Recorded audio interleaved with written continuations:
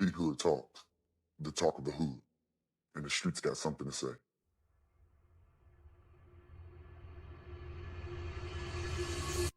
Yes, sir. Yes, sir. Welcome back to another episode of P.Hood Talks, where we break down real life economics from a hood perspective with a little humor, a little hustle, and a whole lot of truth. Today's episode is called From the Hood to the Budget. Because let's be honest, when you come from where you come from, budgeting ain't no hobby. It ain't no cute little financial challenge. It's a whole survival tactic. It's a mindset. It's a lifestyle. It's something you learn early, whether you want it to or not. So today we diving into 5 major battlegrounds of hood economics: groceries, transportation, side hustles, housing, and money mindset.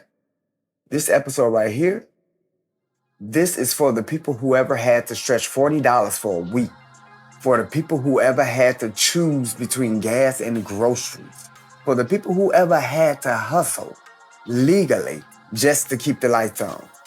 Let's step into the war room.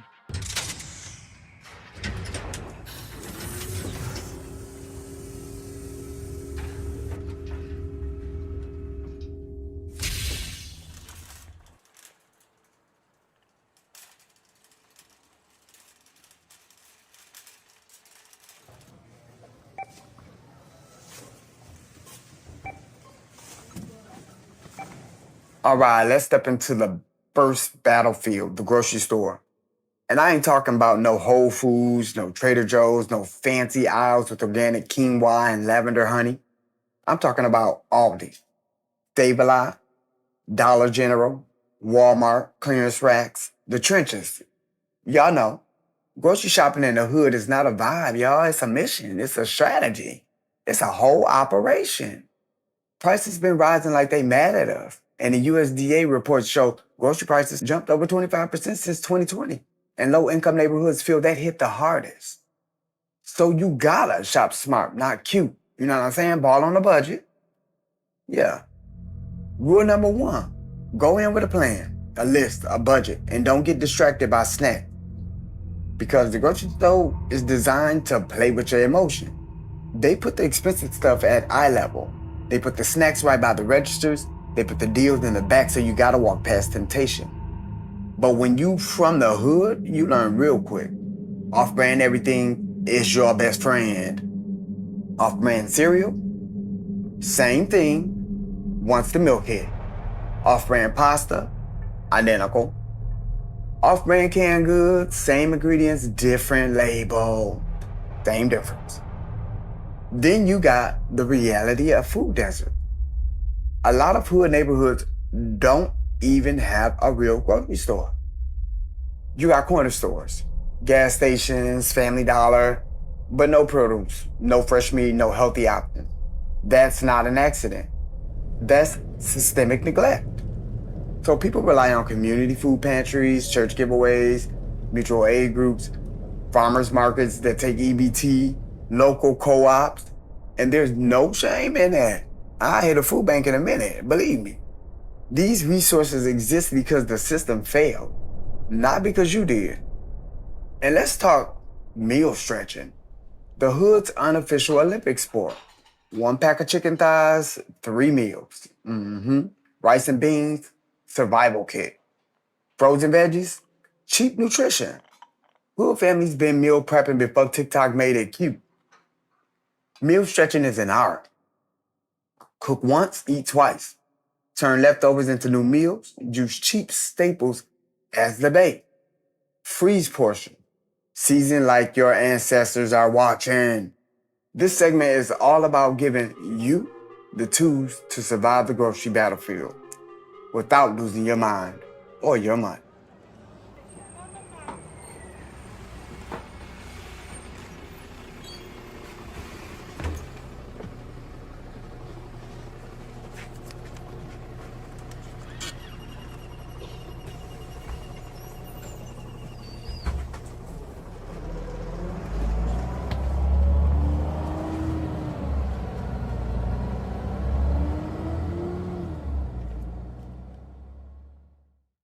let's talk about transportation because if groceries been disrespectful, the way getting around these cities been acting, and it's a whole different level of struggle.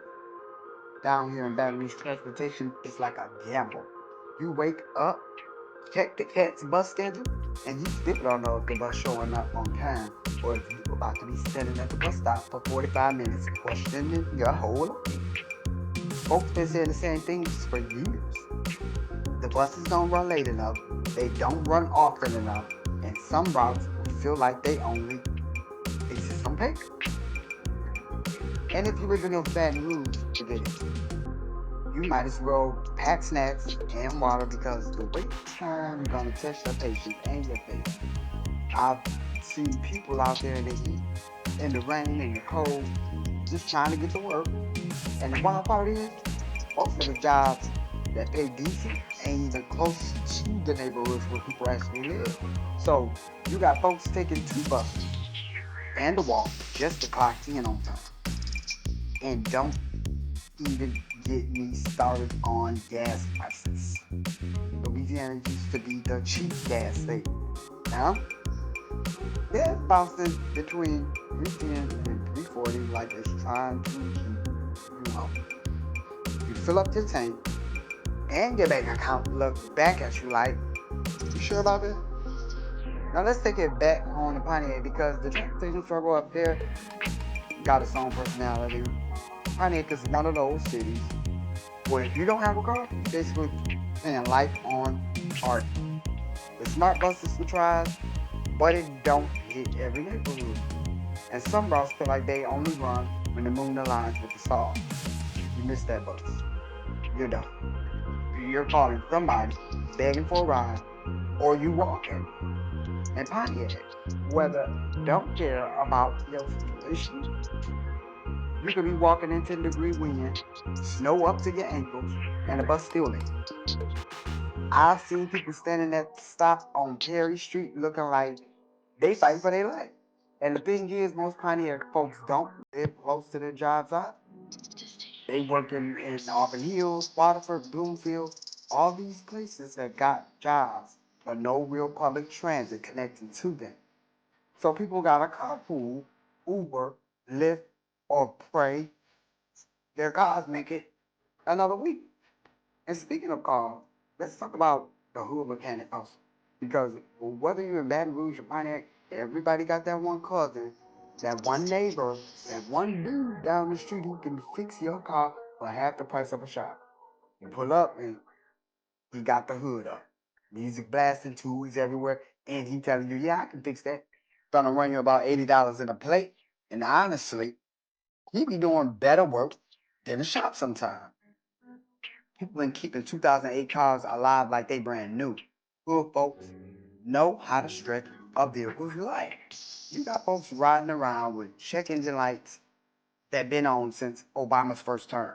You got people driving with the AC broken, windows stuck, and the bumper held on with zip ties.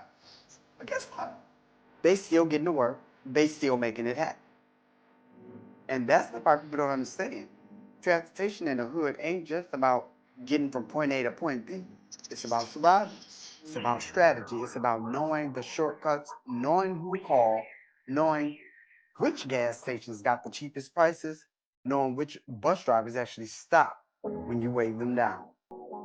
It's about community too. In Baton Rouge, I've seen people give strangers rides just because they know the struggle. And in Pontiac, I've seen whole families share one car and make it to work, dropping each other off at work, school, appointments, everything. It's teamwork, it's sacrifice, it's love. And the truth is, transportation is one of the biggest barriers to opportunity. If you can't get to work, you can't get paid. If you can't get to school, you can't learn. If you can't get to the store, you can't eat. And if the cities like Baton Rouge and Pontiac, where the systems ain't built with us in mind, we got to build our own systems, our own networks, our own solutions. Because at the end of the day, whether you're catching the cat's bus in the Louisiana heat or waiting on the smart bus in the Michigan cold, the struggle is the same. And so is the struggle. Let's get into this hustle talk, because if there's one thing people from the hood know how to do, it's make money out of nothing. And I'm not talking about no get rich quick schemes. I'm talking about the real hustle, the legal hustle, the life-long hustle, the feed your kids hustle. So I ain't waiting on nobody to save me. Down here in Baton Rouge, the hustle culture is loud. You can't drive to North Yard, Stockville, Garfield, or even in Southern University without seeing some ice grind. Folks selling plates out there, kitchens, carpets, spoils, gumbo bowls, fried fish Fridays, red beans on Monday. And let me tell you, some of these home cooks got better food than the restaurants. People doing braids, lashes, nails, lock weekly, all from the living room. You got dudes detailing cars and apartments, parking lots, pressure washing houses, cutting grass, fixing AC units, all while juggling a lot of hours. And the wild part, a lot of these hustles started because the jobs down here don't pay enough to survive. You got folks working full time and still needing a side hustle just to breathe. That's not laziness, that's a life. That's a good one. Now let's take it back home to Pontiac. Because I ain't been hustling since the more hustling has never. Pontiac is one of the cities where everybody got a skill. You got barbers cutting hair and basements, nail techs doing pool sets in their kitchen, mechanics doing cars and driveways, and cooks selling streams of mac and cheese, bread, cornbread, out the back door. And the thing about Pontiac hustlers, they loyal. If you do good work, your name travels fast. Cut one person's hair right, you suddenly cutting the cut. Their name, their culture, and the way their economy is, the hustle culture in Pontiac got leveled up. I'm not giving up, no, I'm not giving in. I will make it to the top, taking off, knowing I gotta make it. I'm saving every day to taste it. I'm patient with my mind, it can hard to take it. I'm chasing a dream that I've had for several ages of vacant. Modern kingdom You got for the people who selling taking. shoes, clothes, electronics. You got folks doing photography, graphic design, music production, podcast editing. All self-taught, all self-made. And let's talk about their most problem. No, I don't take shit. You don't understand how heavy it is to always be on grind on. When you hustle, you don't get days off. You don't get to rest. You don't get to say, I will tomorrow. Tomorrow, bills already waiting. Tomorrow's responsibilities are already lined up. Tomorrow's problems are already knocking at your door. And the thing about hustling in the hood is, you gotta be everything. You the worker, you the marketer, you the accountant, you the customer service rep, you're the security, you're the whole business. And you doing all that while still trying to live your life, take care of your family, and keep your sanity. But here's the part that don't get talked about enough. Hustling is a skill, a real one, a valuable one. People from the hood know how to turn skills into income. We know how to network without calling it network. We know how to market without calling it marketing. We know how to negotiate without calling it negotiating. We know how to build a brand without even realizing we building a brand. And that's why the hustle culture in Baton Rouge and Pontiac is so powerful, because it's built on necessity, creativity, and community. It's built on people helping people. It's built on survival. But let me say this too. Hustling ain't just about making money, it's about protecting yourself. Because not every customer is a customer. Not every opportunity is a real opportunity. Not every I got you Friday is gonna come through. You gotta set boundaries. You gotta charge what you worth. P.Hood Talk, the talk of the hood. And the streets got something to say. All right, y'all, let's get into this housing situation, because out of everything we've talked about so far, groceries, transportation, hustling, housing is the one that hits the deepest. When you don't know where you're gonna sleep, everything else in life feels shaky. And right now, whether you're in Baton Rouge or back home in Pontiac, the housing game been acting real disrespectful. Let's start with Baton Rouge, because the way rent been moving down here, man, it's like landlords woke up one morning and said, let me raise the price on this same old apartment with the same old problems. You got places in North BR and Gardere that ain't been updated since the 90s. But the rent jumping, like they added granite counters and stainless steel appliances overnight. People paying $1,100 for a 1-bedroom with a broken AC, mold in the bathroom, and a landlord who only answers the phone when it's time to collect rent. And the wild part is, the city knows the housing situation is rough. That's why they've been pushing redevelopment projects, throwing millions into rebuilding neighborhoods like Melrose East and Smiley Heights. But let's be real, redevelopment takes years. People need help today. Folks need repairs today. People need affordable rent now. And while the city planning long-term solutions, families still dealing with leaks, pests, broken heaters, and landlords who act like maintenance is optional. Now, let's take it back to my hometown, Pontiac, because Pontiac been going through its own housing transformation. The city been cracking down on slumlords. Heavy, y'all. They found thousands of unregistered rentals, places where landlords been collecting money, but not doing a damn thing to keep the homes safe. And now, the city forcing inspections, writing violations, and making landlords fix things they should have fixed years ago. But there's the flip side. With all the redevelopment happening downtown, with new buildings going up, with Oakland County investing money, people worried about getting priced out.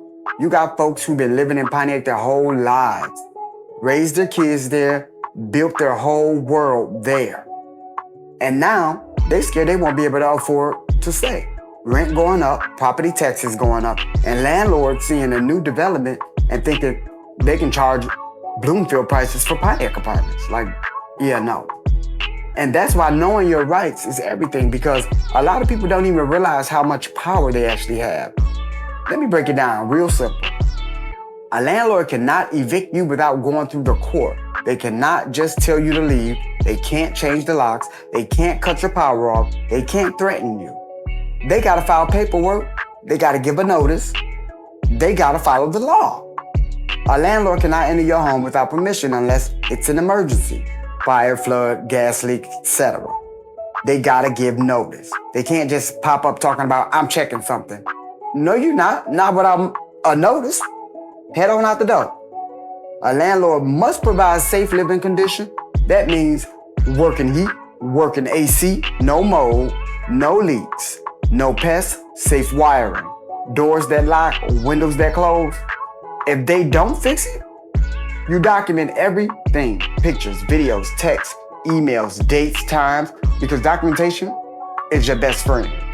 And let me say this loud, you cannot be evicted for reporting unsafe conditions. That's called retaliation, and it's illegal. But here's the part that hits hardest. Even when you know your rights, the system's still slow. You can file complaints, you can call inspectors, you can do everything right, and still stuck waiting. That's why people end up doubling up. 2 families in one house, cousins sleeping on couches, people renting rooms, people living with their parents longer than they planned, not because they want to, but because the rent don't match the reality. And let's talk about scams, because the housing scams been getting bold. You got people posting fake listings online, asking for deposits before you even see the place. You got folks pretending to be landlords for houses they don't even own. You got people charging application fees knowing damn well they not approving anybody. If the rent looks too good to be true, it is. If they want money before walkthrough, run. If they can't show proof they own the property, block them. But even with all the struggle, people still finding ways to survive in Baton Rouge. Families been forming little support networks, sharing resources, sharing information, sharing contacts for honest landlord in Pontiac. People been showing up to city meetings, speaking out, demanding better housing, demanding accountability, and that's the part that gives me hope. The community stepping up when the system falls short. Because at the end of the day, housing ain't just about having a place to sleep. It's about stability. It's about safety. It's about dignity. It's about being able to breathe. And whether you in the Louisiana heat or the Michigan cold, the fight is the same. Trying to keep a roof over your head in a world that keeps raising the price on survival. All right, y'all, let's close this out with something real personal. The money mindset. Because out of everything we talked about today, groceries, transportation, hustles, housing, this right here is the foundation. This is the part that decides whether you sink or swim in the hood economy. And the truth is, most of us ain't grown up learning money the way other people did. We learn money through survival, not strategy. Down here in Baton Rouge, you see it every day. People working 2 jobs, sometimes 3, and still trying to figure out how to stretch a paycheck that already came up short. You got folks at Exxon, at the plants, at the hospitals, at the restaurant, working full-time and still choosing between groceries and the light bill. And the crazy part, most of the financial advice out there don't apply to us. They talking about cut back on Starbucks. Man, we cutting back on meat though. They talking about build a 6-month emergency fund. We trying to build a 6-day emergency fund. And back home in Pontiac, it's the same story, but with the Michigan flavor. You got people working in Auburn Hills, Waterford, Bloomfield, all these places with money, but living in a city where the wages don't match the cost of living. You got folks trying to rebuild their credit after years of struggling. You got people trying to avoid payday loans because they know once you fall into that trap, it's like quicksand. You sink deeper every time you try to climb out. And that's why the money mindset is so important, because when you grow up, you don't just learn bad habits. You learn survival habits. You learn to spend money fast because you scared it won't be there tomorrow. You learn to avoid checking your bank account because you already know it's gonna hurt. You learn to live in crisis mode because crisis mode is all you ever knew. But here's the truth. Nobody tells us. Survival mode is not a mindset. It's a trauma response. And if you don't unlearn it, it follows you even when your situations get better. Let me break it down. When you grow up broke, you learn to prioritize immediate needs over long-term goals. You learn to fix problems today and worry about tomorrow when tomorrow comes. You learn to stretch, flip, hustle, and pray. And while that makes you strong, it also makes it hard to build stability, because stability requires planning. Stability requires patience. Stability requires saying no to things you want right now so you can say yes to things you need later. It's called saving. And that's the hardest part. Shifting from survival to strategy. But let me tell you something. People from the hood are some of the smartest financial thinkers on the planet. We know how to stretch a dollar. We know how to negotiate. We know how to budget without calling it budgeting. We know how to make $20 last a week. I can't do that. We know how to turn a side hustle into a second income. We know how to survive in places where the system don't expect us to survive. So imagine what we could do if we had the right tools. Down here in Baton Rouge, a lot of folks been switching to credit unions instead of big banks because the fees are lower and the loans are easier to manage. People been using apps like Mint, Rocket Money, Good Budget to track their spending. People been opening secured credit cards to rebuild their credit. People been learning how to dispute old collectors, how to negotiate medical bills, how to avoid predatory lenders. And in Pontiac, people been doing the same thing. Folks have been learning how to fix their credit so they can buy homes instead of renting forever. People been joining community programs that teach financial literacy. People been helping each other avoid payday loans, title loans, rent-to-own scams, all the traps designed to keep poor people poor. And let me say this loud. There is no shame in starting small. If all you can save is $5 a week, save it. If all you can pay on a debt is $10, pay it. If all you can do is track your spending, track it. Small steps become big steps. when you stay consistent. And here's the part that hits the deepest. Money mindset is not just about money. It's about healing. It's about breaking generational patterns. It's about teaching your kids what nobody taught you. It's about saying, I'm not going to let the world play with me no more. It's about reclaiming your power. Because at the end of the day, whether you're in the Louisiana heat or the Michigan cold, the goal is the same. Stability, peace, freedom, a life where you not constantly choosing between bills to get there.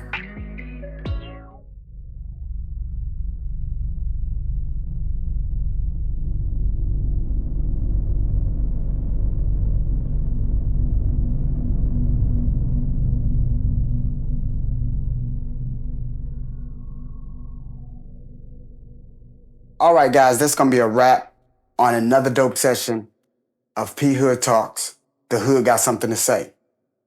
From the hood to the budget, we just dropped some gems and kept it about leveling up and staying on your grind. Remember, every dollar got a purpose and every move brings you closer to your goals. We're all on this journey together, and I got your back. So until next time, keep it locked in.